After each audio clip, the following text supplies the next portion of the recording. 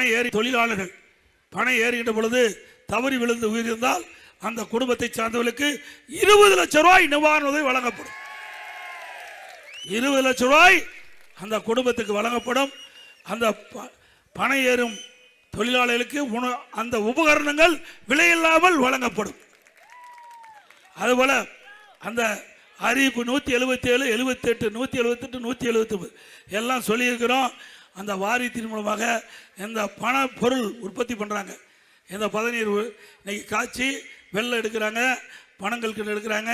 அதையெல்லாம் முறைப்படுத்தி அதுக்கு உண்டான விலை கிடைக்க அதிமுக அரசு உரிய நடவடிக்கை எடுக்கப்படும்.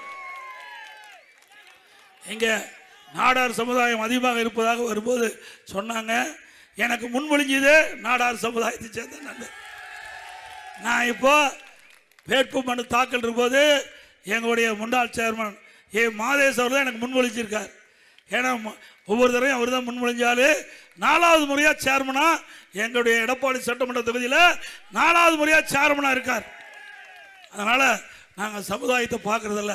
யார் நல்லவர்கள், யார் நல்லது செஞ்சா அவர்களுக்கு நாங்கள் எப்பவுமே வாய்ப்பு கொடுத்துக்கிட்டு இருப்போம். நாங்கள் ஜாதிக்கு மதத்துக்கு அப்பாற்பட்ட கட்சி அதிமுக கட்சி. இந்த ஜாதி அந்த ஜாதின்னு பார்க்கறதில்ல. ஒரே ஜாதி மனித ஜாதி, அப்படித்தான் பார்க்குறோம். அதனால அனைவரும் சமமாக கருதப்படுவோம்.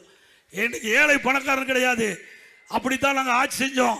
பொன்மலை சம்பல் புரட்சி தலைவர் எம்ஜிஆர், புரட்சி தலைவர் அம்மா இருவரும் அரசியல் கற்றுக் கொடுத்த பாதையில் தவறாமல் நாங்கள் பயணித்துட்டு இருக்கிறோம்.